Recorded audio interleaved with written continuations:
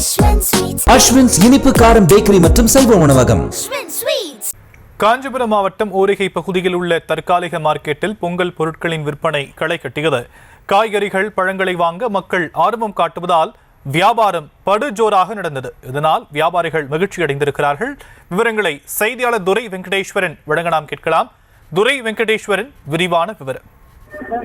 வணக்கம் ஷாம். தமிழர்களின் முக்கிய இந்த பண்டிகையாக வழங்கக்கூடிய பொங்கல் பண்டிகையானது நாளை தமிழகம் முழுவதும் கொண்டாடப்பட இருக்கிறது.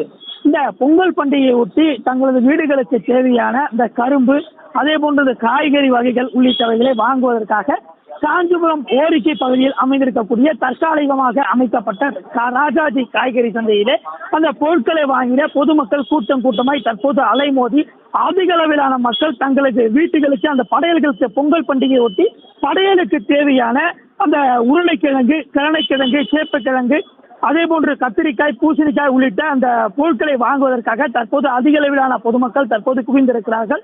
தற்போது இந்த உருளைக்கிழங்கின் விலையானது 40 ரூபாயிலிருந்து 50 ரூபாய் வரைக்கும், அதே போன்று கருணைக்கிழங்கானது 100 ரூபாயிலிருந்து 80 ரூபாய் வரைக்கும், சேப்பக்கிழங்கானது 60 ரூபாயிலிருந்து 50 ரூபாய் வரைக்கும், அதே போன்று குடிங்கரணை கீழே என்பது அந்த ரூபாய் 70 வரைக்கும், அதே போன்று கத்திரிக்காய் 60 ரூபாயிலிருந்து 50 ரூபாய் வரைக்கும் இந்த விற்கப்பட்டு வருகிறது. அதே போன்று இந்த கரும்பு ஒன்றானது 50 ரூபாய்க்கு அந்த 50 முதல் 80 ரூபாய் வரை விற்கப்பட்டு வருகிறது.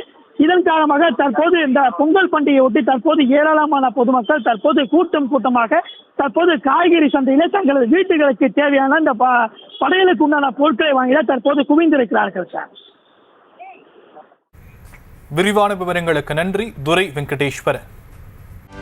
செய்திகளை உடனுக்குடனும் துல்லியமாகவும் தெரிந்து கொள்ள சப்ஸ்கிரைப் பண்ணுங்க.